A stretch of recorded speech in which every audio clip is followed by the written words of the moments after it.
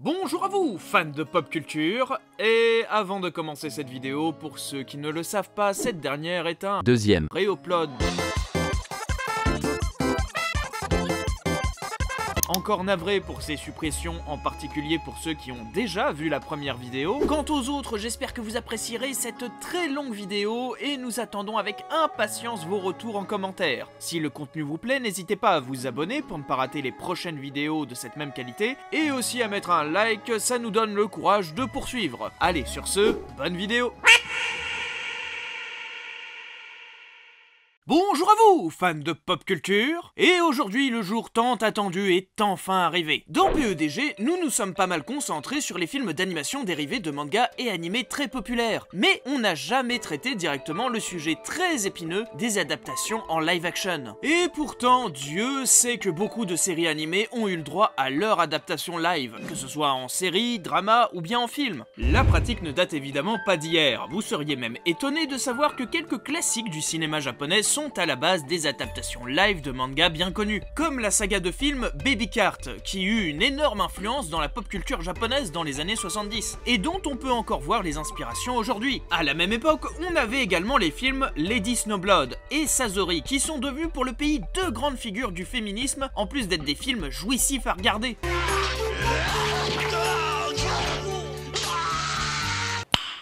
Nice.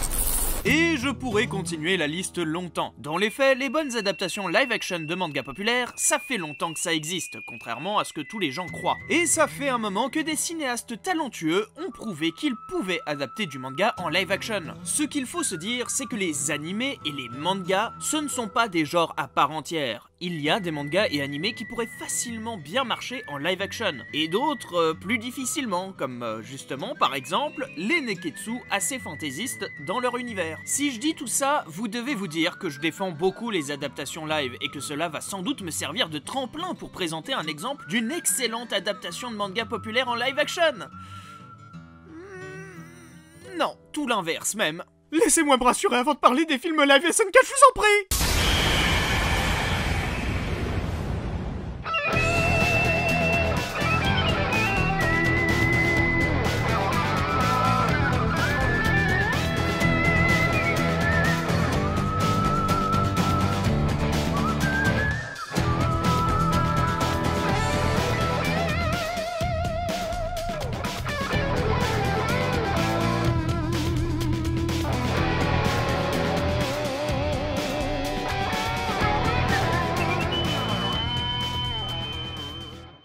C'est en 2006 que le jeune Hajime Isayama commence sa carrière dans le monde de la publication, avec sa toute première œuvre phare, Shingeki no Kyojin.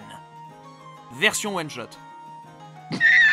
Et oui, puisque bien avant d'être un manga à succès, SNK était avant tout un one-shot assez différent du manga que nous connaissons aujourd'hui, très inspiré par les films d'horreur de son enfance comme Godzilla, ou du jeu vidéo Muv-Luv Alternative, voyant l'humanité presque éteinte face à une invasion de créatures extraterrestres au design très dérangeant.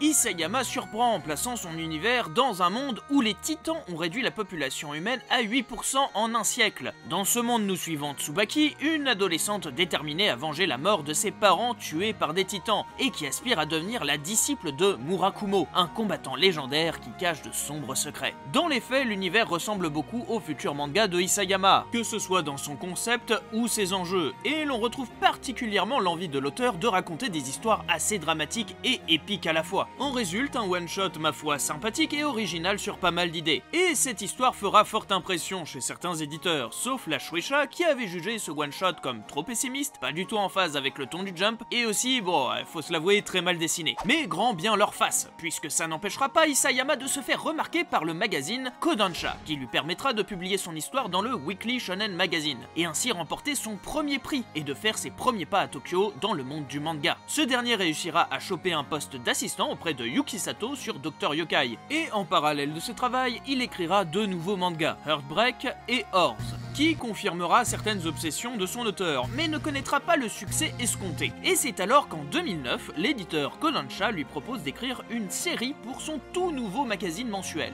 le Besatsu Shonen Magazine. Isayama accepte volontiers l'offre et se dit qu'il va se réconcilier avec le succès en retravaillant sur son premier one-shot qui avait fait tant parler de lui. Il travaillera pendant 6 mois sur sa nouvelle série, reprenant les bases de son tout premier one-shot, tout en changeant bien des détails, comme le background de l'univers et les personnages. Et après autant de boulot, l'auteur a déjà une bonne idée des grandes lignes de son histoire, et même les réponses de tous les mystères de son univers. Soutenu par son éditeur Shintaro Kawabuko, l'apparition débute le 9 septembre 2009, et ainsi commence la légende SNK. L'Attaque des Titans a eu un succès quasi immédiat. C'était une œuvre assez originale pour l'époque, grâce à son univers et ses divers mystères moteurs d'intrigue, qui permettent à l'histoire de gagner de plus en plus en intérêt au fur et à mesure que l'on avance dans l'histoire, et surtout grâce à sa menace, très peu exploitée dans la pop culture, les Titans, qui marquent par leur design étrange, aidé par le dessin, et avec leur visage monstrueux ou juste figé à une seule expression et leur gestuelle qui les rendent absolument imprévisibles, et donc effrayants et dérangeant. C'est ce qui avait fasciné les gens à l'époque et ce qui avait permis à SNK de très vite se faire un nom et devenir l'un des mangas les mieux vendus et les plus suivis. Ce succès, on le doit aussi à l'adaptation animée de toute beauté proposée par Wit Studio en 2012, réalisée par le grand Tetsuro Araki, déjà responsable de la fabuleuse adaptation animée Death Note et aussi de Aoi Bungaku Series, Guilty Crown, High School of the Dead ou plus récemment Bubble. Mais le saviez-vous que bien avant que soit annoncée une adaptation animée, un autre projet d'adaptation était prévu? Et oui, on y vient enfin. Je parle bien évidemment d'un film en live action. Puisque oui, dans l'industrie du manga, il n'est pas rare de voir des mangas à succès être adaptés sous d'autres formats qu'animés. L'industrie des séries animées n'est pas la seule à permettre une nouvelle rentabilité pour une œuvre à succès. Par exemple, il arrive très souvent que des mangas de romance ou même des shoujo se font directement adapter en drama plutôt qu'en série animée. Pour SNK, le projet était très ambitieux et concordait avec la préparation de l'adaptation animée de Wit Studio. Donc clairement, le projet était calculé pour surfer sur la future vague de hype qu'allait provoquer l'anime Shingeki no Kyojin. Le projet est annoncé en octobre 2011 pour une sortie visée vers courant 2013. Le film sera produit par la Toho, la boîte de production la plus importante de toute l'archipel, et il sera réalisé par Tetsuya Nakashima, un réalisateur qui vient tout juste d'être primé pour son film Confession, l'histoire d'une mère qui planifie sa vengeance contre les meurtriers de son enfant, que je vous conseille vivement, c'est particulièrement beau et efficace, mais si je devais vous conseiller un seul film du réalisateur, ce serait la comédie musicale dramatique Memories of Matsuko, montrant toutes les aptitudes de réalisation assez folles de son metteur en scène. Vraiment, si vous avez l'occasion, regardez ce film, c'est un délire. Bref, c'est un réalisateur fort de son expérience et qui pourrait essayer de tirer son épingle du jeu avec un gros film de monstre. Isayama et Nakashima se rencontrent plusieurs fois pour ce projet de long métrage et pour établir un scénario. Mais en décembre 2012, le réalisateur annonce qu'il se retire complètement du projet, mettant à mal la post-production, obligé de recommencer à zéro. Les raisons de son départ sont connues, mais je les révélerai bien plus tard, car elles sont pour moi assez signifiantes, donc gardez cette information en tête pour l'analyse. La Toho se retrouve un peu prise de panique et décide de tout mettre en pause pour trouver un nouveau réalisateur, et profiter de l'occasion pour voir si l'adaptation animée aura le succès escompté. L'animé sera évidemment un gros succès à sa sortie, et un nouveau réalisateur est trouvé en décembre 2013, en la personne de Shinji Higuchi.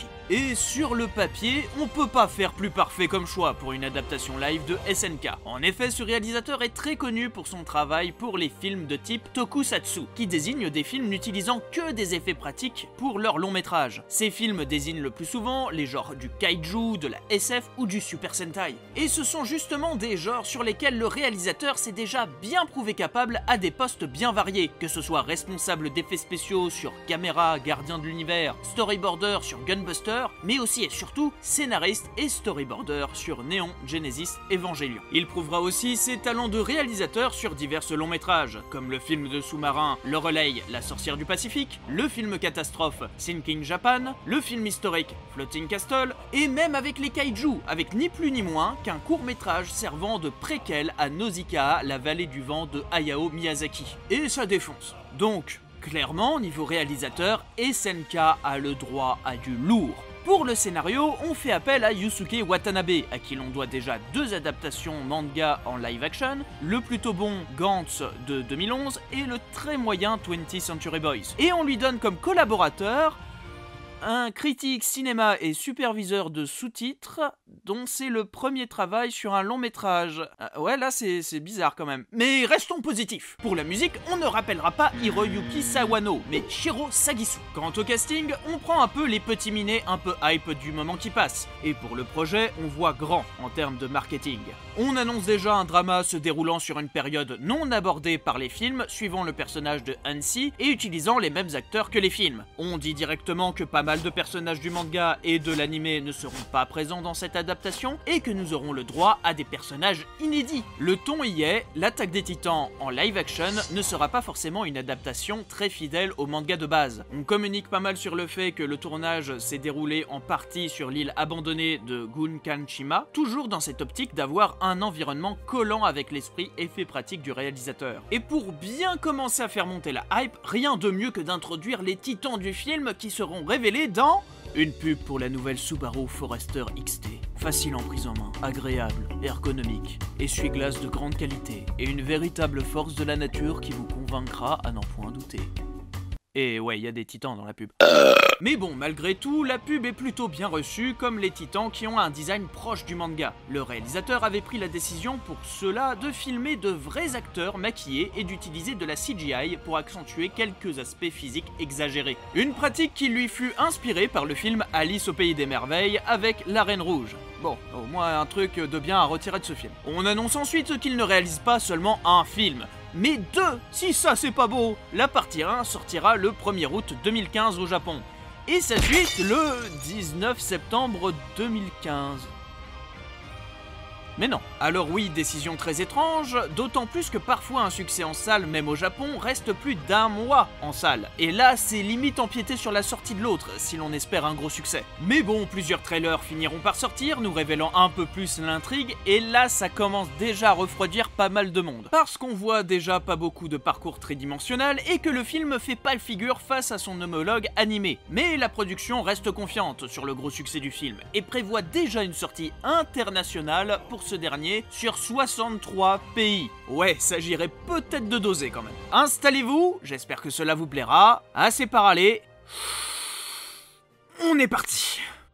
Bon, le film commence par une jolie petite intro animée pour essayer de nous rassurer et nous donner un background similaire au manga. L'humanité est en voie d'extinction avec l'invasion des titans, et pour se protéger de ces derniers, les humains ont trouvé comme seule solution de bâtir plusieurs énormes murs autour de leur ville. Bon, en vrai, l'intro est pas dégueu, et on va peut-être passer un meilleur moment que waouh. Ça crache, ça pue, c'est moche. Bienvenue au Moyen-Âge. Ah et clairement, on se croirait dans un bidonville à Rio plutôt que dans une cité germanique. Bon, le film nous introduit vite fait à Armin, que vous aurez sans doute reconnu sans grand mal, et Mikasa, qui partent chercher Eren.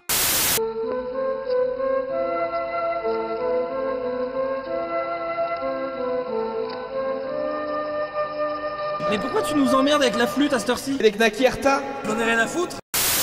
Et nous voilà face à notre héros, Eren Yeager, joué par le regretté Haruma Miura. Eren regarde l'horizon des murs tout en étant posé sur un missile abandonné. Oui, vous allez vite le remarquer, l'univers de ce film est bien plus avancé au niveau technologique que le manga. Mais essayons de passer outre et de ne pas nous jeter par la fenêtre et voyons ce qu'on veut nous proposer. Eren leur confie son rêve de voir ce qu'il y a par-dessus le mur et voir enfin un océan. Mais bon, il l'exprime un peu à sa manière.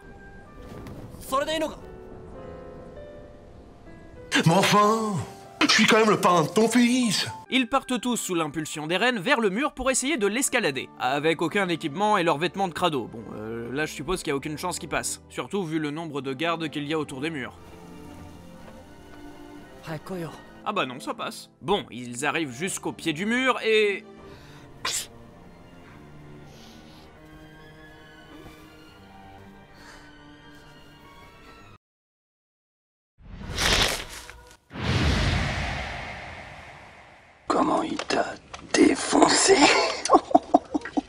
Juste devant le mur, Armin et Mikasa commencent à se chier dessus, ça valait vraiment le coup de faire tout ce chemin pour dire qu'on n'y va pas finalement, mais c'est déjà trop tard, ils se font griller. Voilà les Didi, le mur ça s'admire de loin. Bon, heureusement pour eux, les gardes sont bien nazes et arrivent même à se faire marave par des ados à peine sortis du collège. Même Armin arrive à presque leur arracher une arme, non mais sérieux? Un vieux soldat vient les aider, un dénommé Soda, qui nous apprend que les parents de Eren ont disparu il y a bien longtemps et qu'une exploration en dehors des murs va bientôt avoir lieu. Il invite notre héros à rejoindre cette expédition, mais alors que Eren touche des doigts son rêve...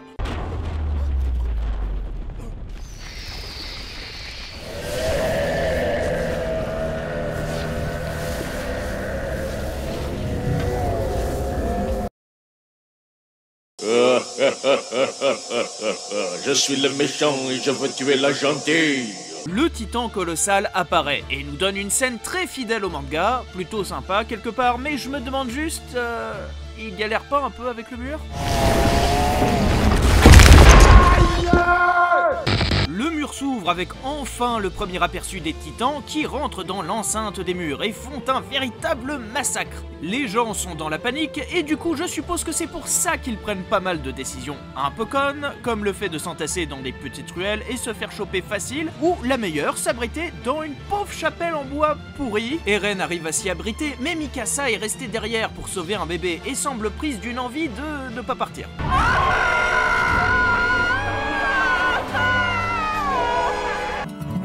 Le saviez-vous? C'est une référence.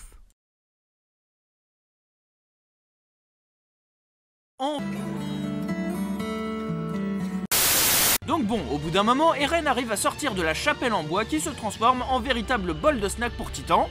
Pour oublier ton calvaire, mange le burger qui coule par terre. Tout le monde au snack bar chez Raymond. J'ai de ceux qui s'aident.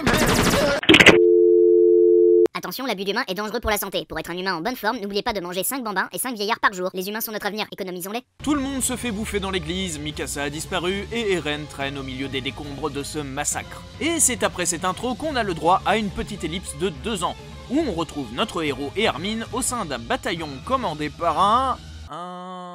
Shinzo Sasageo.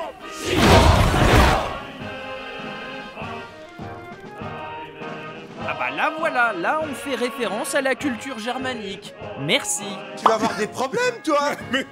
Tu vas avoir des très gros problèmes. Bref, ce dernier nous explique que leur objectif va être de boucher le mur pété il y a 2 ans, en explosant le haut du mur pour que les débris retombent sur le trou. Pour ce faire, ils rejoindront la fameuse escouade du légendaire capitaine Shikishima, et on nous présente ainsi le personnage de Hansi, qui me donne toujours des palpitations de gêne à chaque apparition.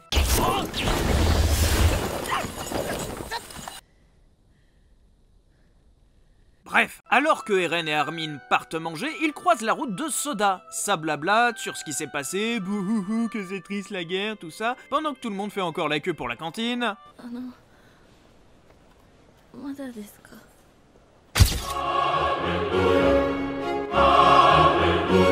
Enfin, Armin fait genre d'être intelligent, Sacha bouffe, Eren joue à la bagarre avec Jean, classique quoi. Non mais sérieux. Salope! Pétasse! Salope! Pétasse! Salope! Toute la petite troupe se prépare à partir, Eren entend parler d'une grande guerrière qui accompagne le général Shikishima. Je me demande vraiment qui cela peut bien être. Ça se voit pas mais je fais un clin d'œil. Tout d'un coup, le fourgon s'arrête. Tout le monde descend, se sépare et Eren trouve un...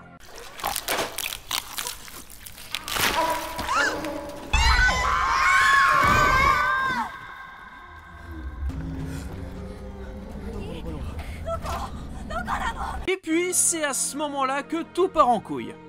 Plus que d'habitude. Déjà, on a enfin l'apparition du fameux capitaine Shikishima avec cette réplique. Quoi? T'es flippant. On a tous nos bons soldats qui se refusent d'utiliser leur équipement tridimensionnel, que ce soit pour s'enfuir ou même se battre, même si certains semblent montrer qu'ils en ont pas vraiment besoin.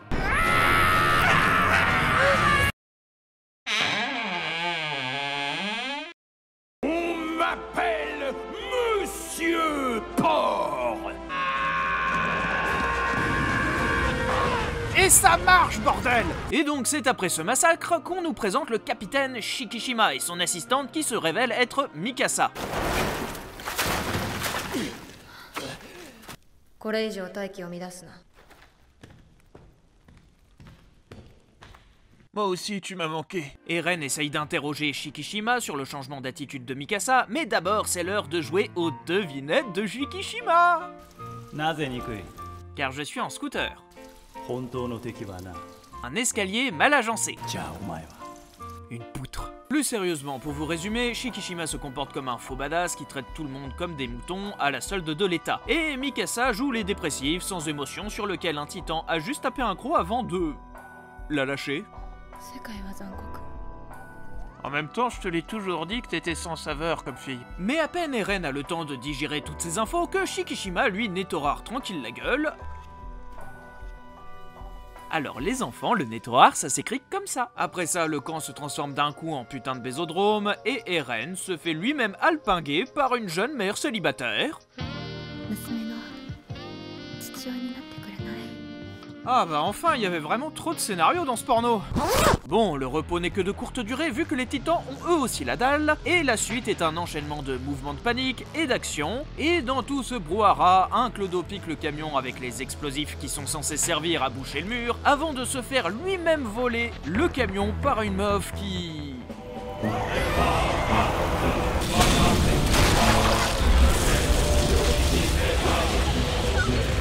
Ah bah la voilà, ma référence à la culture japonaise. Bon, on est foutu. Mais bon, du coup, les voilà bien emmerdés parce que c'était tous leurs explosifs qui ont été, explosés du coup. La situation est désespérée, ils sont perdus, mais Eren, lui, il y va. Jean, t'es qu'un pédé. Lui, il a le courage, il a le cœur, et il a plus de jambes.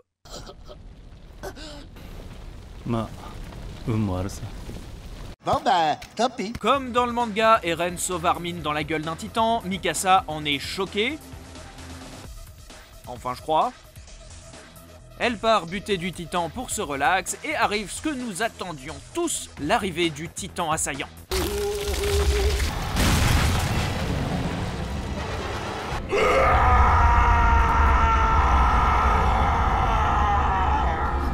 Ce dernier défonce les titans aux alentours, s'effondre comme une merde avant de faire du mal à Mikasa. On le libère du corps du titan et cet enfoiré peut pas s'empêcher de gueuler.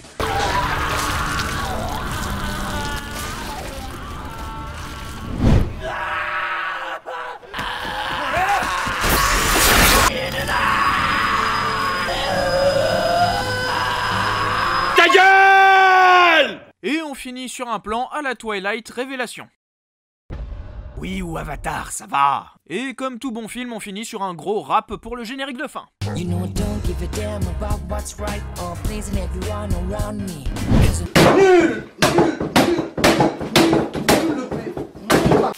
Voilà, fin de l'épisode 1, maintenant on part sur... Oh putain. Rebonjour à vous, fans de pop culture. Et aujourd'hui, nous allons continuer notre... aventure sur les deux films live SNK. Je vous invite à aller voir la partie 1 avant celle-ci qui vous éclairera sur le contexte de production de ces deux films ainsi que le résumé de la première partie. Maintenant, attaquons-nous directement au second opus, voulez-vous ? Alors, ce deuxième film est bien aimable puisqu'il nous fait un résumé complet du premier film au cas où vous auriez eu la sage décision de ne pas aller voir le premier.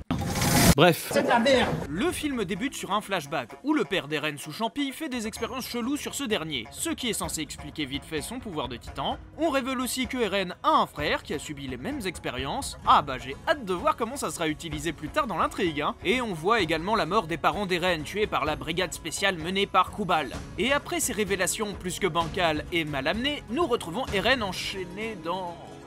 une drôle de... position, D'accord, je vais y avoir droit, j'ai compris. Assouvissez vos bas instincts, ignobles individus. Donc, comme dans le manga, Eren est soupçonné après sa transformation d'être un traître à la nation. Mais heureusement, Armin est là pour essayer de sauver son cul. Eren, ta gueule. Quant à Mikasa, elle est... là, mais heureusement que Soda, lui, il intervient avec un discours qui... Ah non, mort. Mais alors que Eren et ses amis allaient être exécutés pour traîtrise, un titan cuirassé arrive pour enlever Eren et tuer le général Kubal. Eren se fait donc enlever malgré les sourcils froncés de Mikasa, les gentils décident d'aller récupérer la bombe vue dans l'intro du 1 pour aller fermer la brèche, tout le monde est déter, et alors là, stop, parce qu'on va encore rentrer dans ce qui pour moi est la partie du film la plus étrange. Nous passons donc à Eren qui se réveille dans ça. Et il se fait réveiller par un jukebox, et Shikishima repart sur les devinettes à la con. Je t'emmerde. Toi, et ta gueule de cul, dis m'entends, je te crache à la gueule. Pour moi, t'es de la merde. Et tout en sirotant sa belle coupe de champagne avec une véritable démarche de pétasse se croyant à la Fashion Week, il nous révèle toutes les vérités de ce monde. Vous êtes prêts? Et ben en fait, les Titans, c'est une expérience militaire des Américains qui a mal tourné, on est dans un Tokyo post-apo, et c'est le gouvernement qui a orchestré la destruction du mur pour garder les gens dans la peur. Voilà.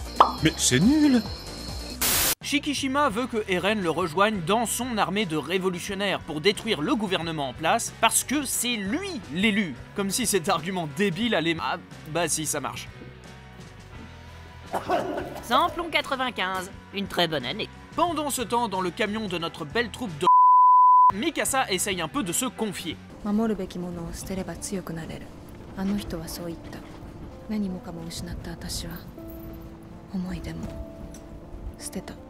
Eh bien, au moins, tu es cohérente. Seulement tu resteras une connasse. Ils finissent par trouver la bombe, la transportent et rencontrent, oh là là, la fameuse grande armée révolutionnaire. Petite ou grande, on s'en fiche, du moment qu'elle est bonne. On a le droit à de chaudes retrouvailles entre Eren et Mikasa.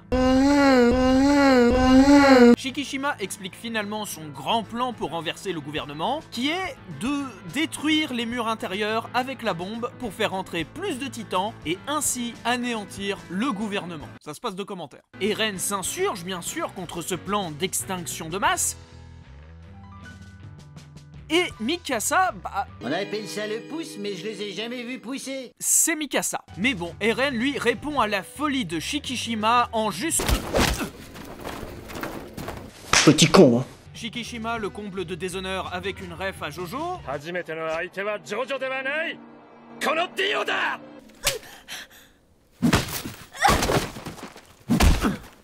Ah ça par contre ça y était pas. Armin sauve Eren en menaçant de faire exploser le missile avec un détonateur de son invention, mais Shikishima ne le croit pas assez couillu et il a bien raison. Mais Sanagi vient faire diversion de manière toute simple, faire tomber une tour sur les méchants, à main nue bien sûr, ma gueule. Ne pas rigoler, ne pas rigoler.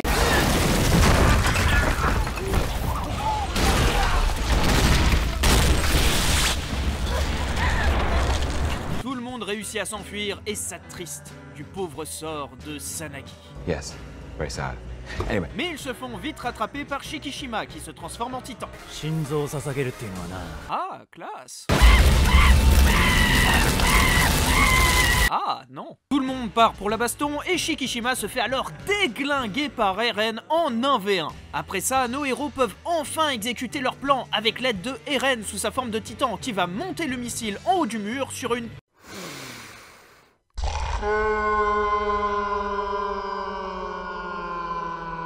longue scène de montée. Non, mais non, je ne vais pas crier. Ils installent enfin le minuteur et ça tombe mal car... Je l'ai fait exprès de dire que j'étais mort. Il explique que c'est lui qui a tout manigancé, que le mur est nécessaire et que c'est l'enfer sur Terre et qu'il faut se résigner à vivre dans les murs.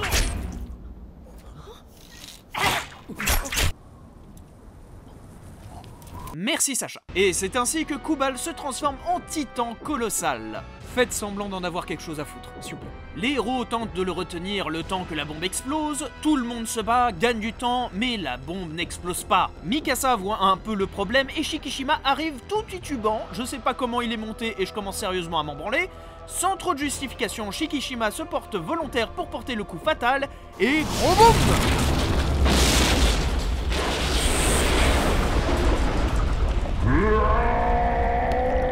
Plan moche de Mikasa et Eren, tout le monde se sourit, tout le monde est heureux, Jean est mort, tout le monde s'en branle et nos héros font face aux ruines de Tokyo. Ah non! Sans moi. Et bon, quel immense sac de nœuds. Sans déconner, je crois qu'on est devant les 2 films les plus mauvais que j'ai eu à traiter jusqu'à maintenant. Et les problèmes sont tellement divers et éparpillés que je saurais même pas par quoi commencer. Oh, putain. Bon écoutez, on va s'attaquer avec le plus évident, car là, c'est plus possible. Et c'est parti pour le premier round!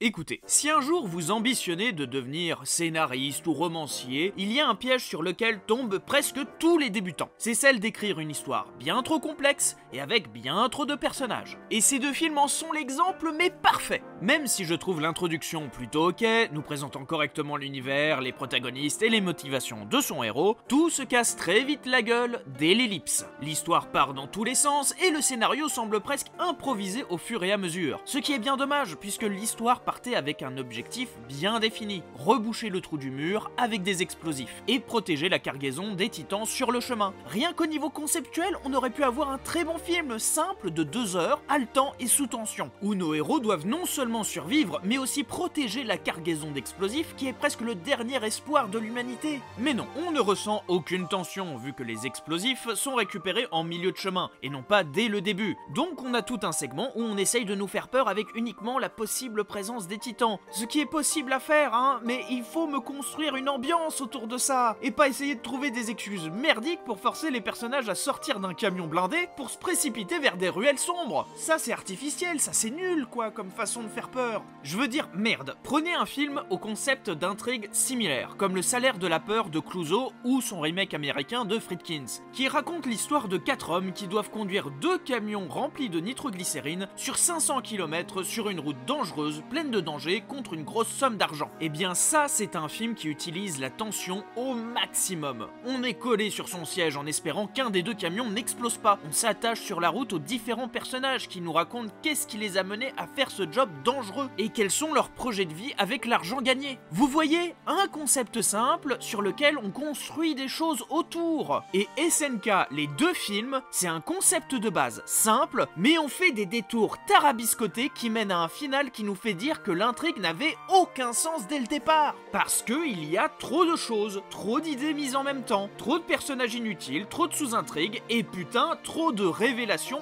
absolument pas préparées. Vous savez, la préparation paiement, cette règle narrative qui permet à un élément introduit dans le premier acte d'être un gros indice sur une révélation venant bien plus tard. Et bah là, autant dire qu'on se torche direct avec. Parce que, à part la pin-up sur le missile qui laisse un trop gros indice à mon goût sur la révélation prévisible de l'univers, tout le reste est juste gratuit et absolument pas construit. La survie de Mikasa sur l'acte 1 ? Surprenante, oui, mais elle n'a aucun sens. La révélation de Eren en Titan ? Pourquoi avoir foutu le flashback avec ses parents dans le film 2 et faire comme si ses parents n'existent carrément pas dans le film 1 ? C'est pas cacher des indices, c'est sortir un flashback de son cul pour tout expliquer. Le fait que Shikishima soit le frère de Eren, ça sert à quoi dans l'histoire ? C'est quasi pas abordé par les personnages eux-mêmes, tout le monde s'en fout. Que Kubal soit le titan colossal, il y a mais alors rien comme indice qui indiquerait que ce soit lui. C'était même pas un mystère à la base, on se posait plus la question arrivé à la révélation. Putain, mais c'est digne d'une telenovela mexicaine mal foutue quoi. Il est clair que nos 2 scénaristes se sont complètement perdus dans leur histoire, et ils se sont pas aidés avec les impératifs de recréer des scènes du manga et de l'animé. C'est sans doute ce qui les a obligés à faire des méga détours dans l'intrigue à coups de flashback ou exposition lourdingue pour essayer de coller les morceaux ensemble. La transformation de Eren en titan en est le parfait exemple. Et ce manque d'imagination se sent clairement sur les secrets de cet univers, qui sont à mourir de rire. Les origines de ce monde sont nazes et d'un classique digne d'une série B de zombies. Le coup des expériences militaires qui tournent mal, faudra penser à arrêter à un moment donné. C'est genre vraiment l'idée de base merdique à souhait. Et pareil pour la révolution de Shikishima.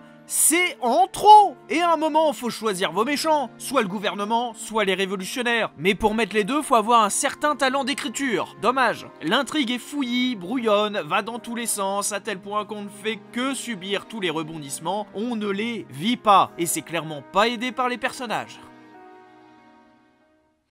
Oh, n'exagérez pas, je n'étais pas aussi mauvais. Hey! Hey! Hey! Oh si! Vous savez ce que j'aime beaucoup dans SNK? C'est les personnages. Leurs liens, leur développement et leur vision du monde. Le manga a le luxe d'être long, donc il a bien le temps d'introduire de multiples héros et antagonistes, et de les exploiter sur le long terme. Et pour ces films, je ne comprends pas trop ce qu'ils ont voulu faire. Comme je l'ai déjà dit, le casting est bien trop conséquent. Que ce soit dans les squads, avec le couple amoureux Transi, la MILF, le costaud, Jean, le nazi, Armin, Eren, Mikasa, Shikishima, Hansi, Soda, bref. Il y aurait clairement eu le mérite de faire des coupes, mais je suppose que ces derniers sont développés dans la série drama servant de préquel. Mais c'est con, j'ai pas du tout envie de la mater et j'ai une fâcheuse tendance à juger un film sur ce qu'il est. Un film. Donc désolé, mais la moitié sont pas du tout développés et pas attachants pour un sou. Soda a peut-être un côté père de substitution, mais il est trop peu présent et fait rien de vraiment concret à part crever. Hansi est juste insupportable, le parfait cas de surjeu pour un personnage un peu foufou dans le manga qui se retrouve insupportable une fois délivré en live action. Oui, là c'est gênant, hein. Seul Jean a en quelque sorte une intrigue à peu près cohérente, passant du couard qui refuse les idéaux guerriers de son père en un fort soldat prêt à se sacrifier pour l'humanité. Mais ce qui le fait changer d'avis est assez flou, et on a plus l'impression qu'il reste pour se battre, non pas parce qu'il en a envie, mais parce qu'il a pas le choix. Sacha reste badass, mais son histoire d'amour naissante avec Armin est pas vraiment intéressante et c'est tout ce qui l'a défini en tant que personnage, en plus de manger des patates. Quant à notre trio principal, autant dire que c'est assez catastrophique, autant Armin reste à peu près vraisemblable et c'est peut-être avec Sacha les meilleurs acteurs du film, mais on aura un plus gros problème avec Mikasa et Eren. D'abord, Mikasa n'a presque pas de sens en tant que personnage, elle n'est pas attachante, voire même détestable à certains moments, mais le film veut nous la faire passer pour une grande gentille tragique. Elle a un changement brusque de comportement envers Eren et Armin après l'ellipse, et l'explication est juste qu'elle voulait tout laisser derrière. Elle a même pas cherché à les retrouver, elle s'est juste dit YOLO, je passe à autre chose. Ça justifie pas pourquoi elle est aussi froide avec Armin ou Eren quand elle les retrouve, ni son blocage facial sur une seule expression durant tout le film, qui n'aide vraiment pas à rendre le personnage attachant. La Mikasa du manga est aussi froide dans son comportement, mais ses actes traduisent un grand amour pour ses proches, parfois même trop. Mais on sait le personnage pavé de bonnes intentions pour ses camarades. Si vous lui retirez ça, elle devient juste une machine à buter des titans. Si encore elle avait eu le sentiment d'avoir été abandonnée par Eren et Armin, là ça aurait eu plus de sens, mais non, elle veut juste plus traîner avec depuis l'incident. Tu parles d'une pote et la pauvre actrice qui peut strictement rien en retirer en termes de jeu. Donc on se retrouve sur un sous-jeu constant qui vraiment peine à voir, ce qui est tout l'inverse de son homologue Eren.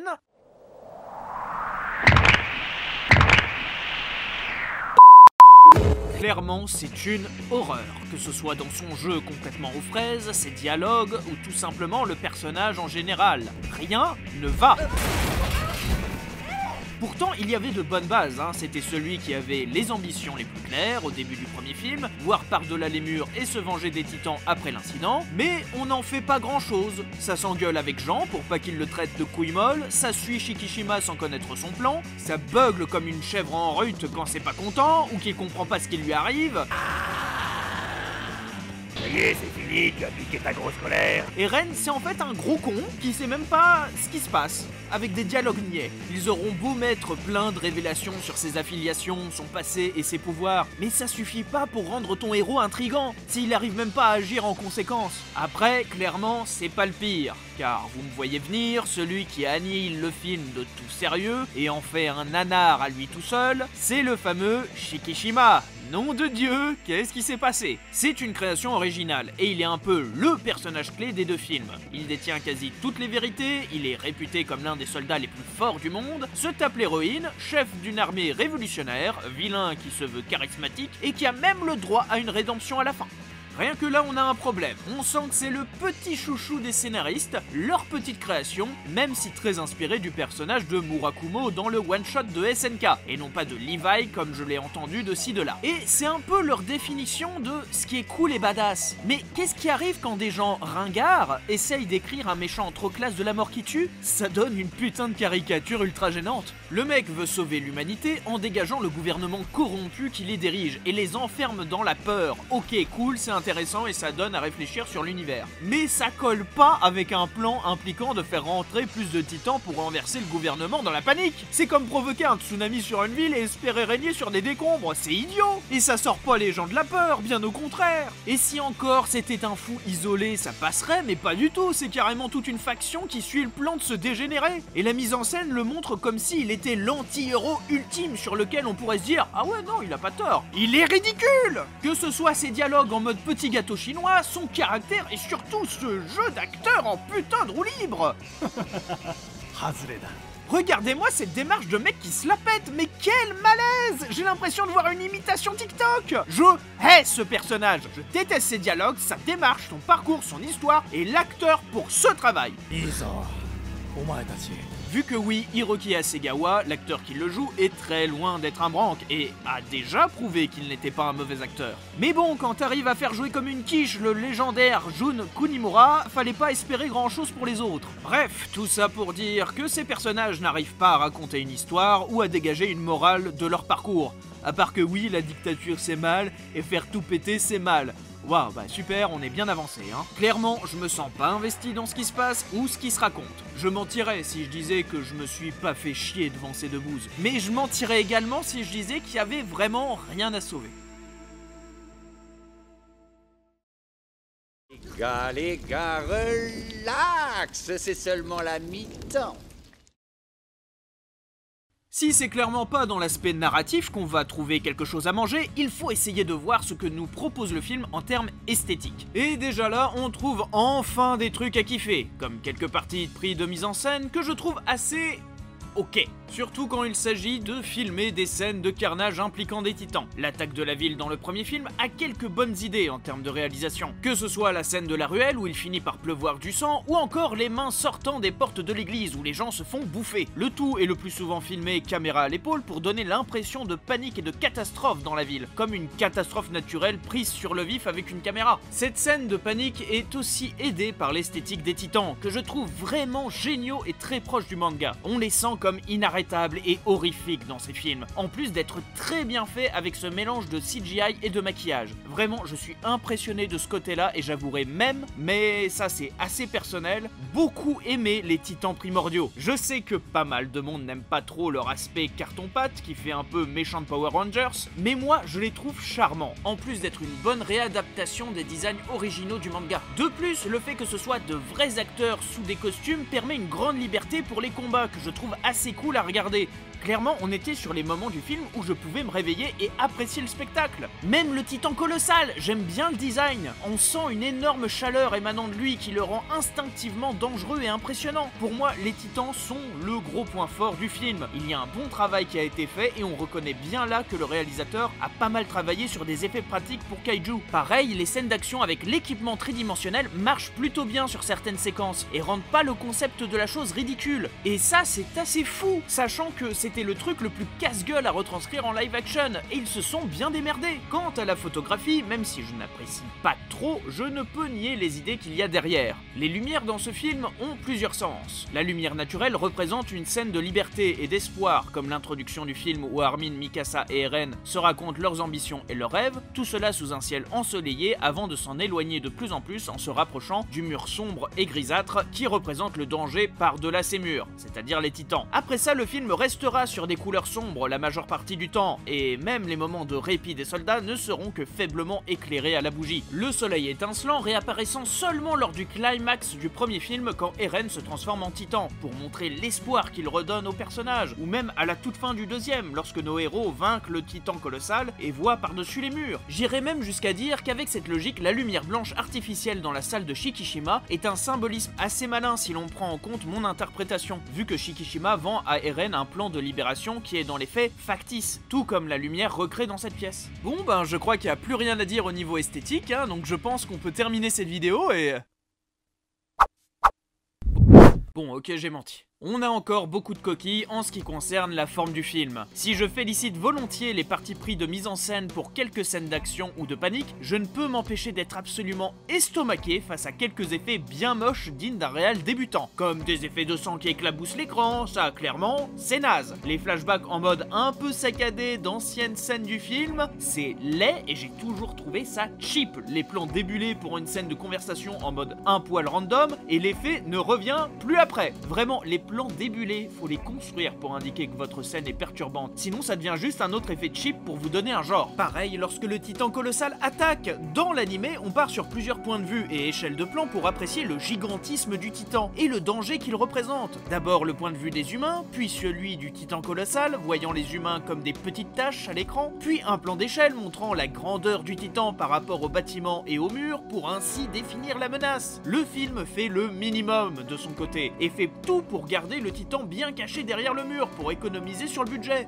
Et en restant sur la réal, hors scène d'action, on se fait clairement chier, vu que le réalisateur ne sait pas du tout filmer ses dialogues et tente de cacher ça avec des techniques surfaites. Et la colorimétrie sur les titans primordiaux est assez moche. J'ai loué les idées de lumière et de teinte, mais je trouve qu'ils se mélangent très mal aux couleurs rouge vif du titan colossal et du titan blindé. Ça a du mal à se mélanger, désolé. Quant à la musique, eh bien disons que c'est la cata.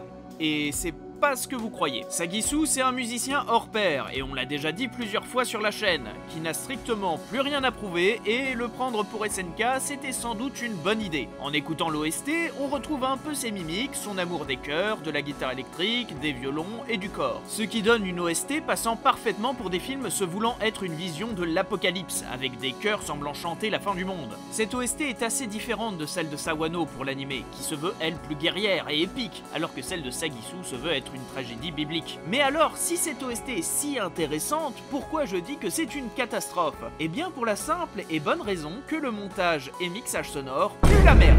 Le montage sonore, c'est important, même si votre musique est incroyable, si elle intervient au mauvais moment ou qu'elle ne colle pas à la scène voulue, votre OST devient très vite nul à chier et gêne l'appréciation du film. Et dans les deux films SNK, c'est complètement le cas, avec des musiques qui collent pas avec ce qui est montré ou complètement inaudibles avec les bruitages. Toute l'OST est tuée dans l'œuf et on est obligé d'écouter l'album pour pouvoir l'apprécier. Et ça, c'est très chiant pour Sagisu qui aurait pu sauver quelques meubles. Donc bon, vous voyez que même en essayant de rester positif, ça finit par m'amener à parler d'autres soucis. Mais peut-être que je suis le seul et que le film a été merveilleusement accueilli par la critique et a eu un superbe succès au box-office. Sur ce coup-là, ma fortune est faite. La banque gagne. Attendez, mon programme de triche à boguer, vous devez me redonner une autre chance. Alors là, on va un peu rigoler, parce que franchement, on a fouillé partout, mais impossible de trouver le budget des deux films. Aucune info, rien, nada, niet. Et c'est le cas de pas mal de films japonais. Les productions nippones ne sont pas aussi ouvertes que chez nous ou aux US pour dévoiler le budget de leurs films, puisqu'après tout, pour eux, cela ne regarde que la production et non le public. Mais votre serviteur a su faire ses recherches dans le web japonais, et selon le site Ranking Mania, il a été dit que les deux parties ont coûté environ 1 milliard de yens chacun à produire, ce qui me paraît dans les normes de production japonaises de blockbuster assez cohérent. Et selon les dires, la production visait un succès à environ 10 milliards de yens pour chaque film. Pour vous donner une idée, c'est espérer que les deux films rentrent illico dans le top 50 des plus gros succès du cinéma japonais. Et selon le scénariste du film Tomohiro Mashiyama, il fallait absolument que les films rapportent au moins 3 fois leur budget pour ne pas être un échec. Vu que oui, le milliard a servi pour produire complètement le film, mais il ne compte pas le coût marketing et la sortie internationale des deux métrages, qui a dû coûter une blinde. Donc, maintenant que nous avons toutes ces informations, vous attendez sans doute la grande révélation. Est-ce que les deux films ont réussi à rapporter 10 milliards de yens chacun? Est-ce que la sortie internationale a aidé? Eh bien, je vous propose de voir les chiffres du tout premier film sorti en grande pompe et, oh surprise, il a réussi à rassembler 3 fois son budget, tout juste. L'Attaque des Titans premier du nom réussira à rapporter rapporté en effet 3,25 milliards de yens, très loin des 10 escomptés, mais au moins le film est à peu près rentable. Il réussira à se hisser 17e plus gros succès de l'année 2015 au Japon, mais les retours sont juste catastrophiques. Et le fait que la suite sorte à peine 2 mois plus tard n'aidera pas, puisque le second film rapportera moitié moins avec 1,68 milliards de yens. Et là, autant dire que le film est quasiment dans le rouge. Le bouche à oreille était déjà calamiteux et cela avait clairement tué toute envie de voir une suite. Le public n'a pas répondu présent et on peut pas vraiment leur en vouloir au vu de la qualité du produit et la manière étrange de sortir ces deux films à peine 2 mois d'intervalle. Nous sommes face à un flop qu'on pourrait juger mérité et à la limite prévisible. Beaucoup de fans ont chié sur le projet, clamant à la trahison au manga d'origine et basant pas mal de leurs critiques sur cet argument. Et ils ont parfaitement tort de faire ça en fait. Ouais, on va devoir en parler. Jeu, set et match. Si je fais partie de ceux qui ont joyeusement éclaté le film, je n'en reste pas moins assez circonspect quant aux reproches habituels faits à ces deux films. Pour les vidéos, je lis toujours des critiques positives et négatives pour mieux construire mon avis et voir s'il y a des détails qui m'ont échappé. Et autant dire que les critiques de SNK sont en grande majorité absolument pas intéressantes à lire. Ou à entendre. Sauf pour être puriste.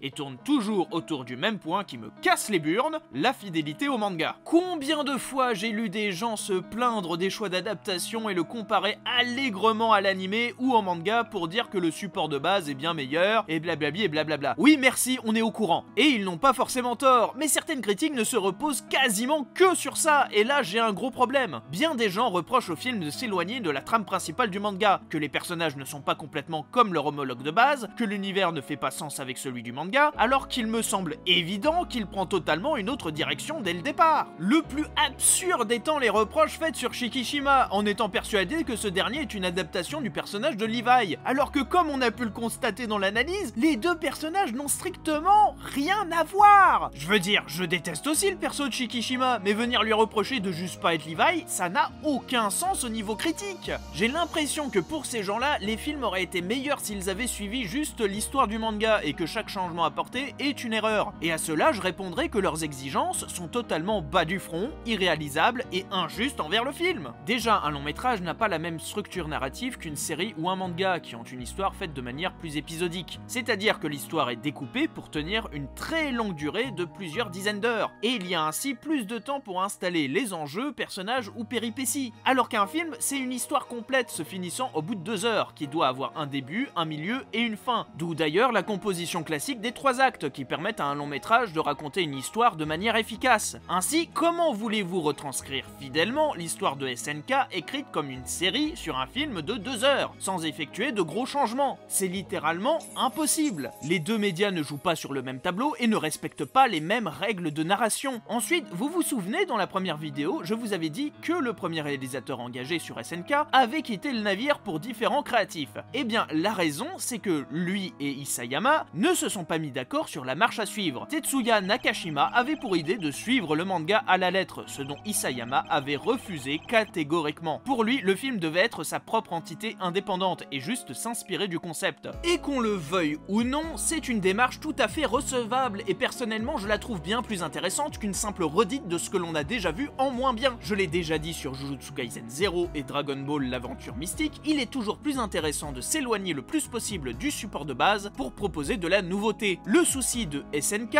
n'est pas tant d'être éloigné du manga, c'est que le film est juste naze, tout simplement, et pas la peine de le comparer au manga pour le voir. Et sans déconner, j'irais même jusqu'à dire qu'ils auraient dû virer tout ce qui reste du manga pour tenter de proposer leur propre soupe. Là déjà, il y aurait eu moins de monde pour gueuler, de nouveaux personnages, une nouvelle histoire et une véritable réinterprétation complète de l'œuvre, tout en gardant son message de fond, notre quête de liberté. Je vous l'ai dit, il y a du potentiel dans ce scénario, et l'équipe autour du projet est grave talentueuse. Vous me croyez pas? Vous savez ce que le réalisateur et son équipe ont pondu après ce film?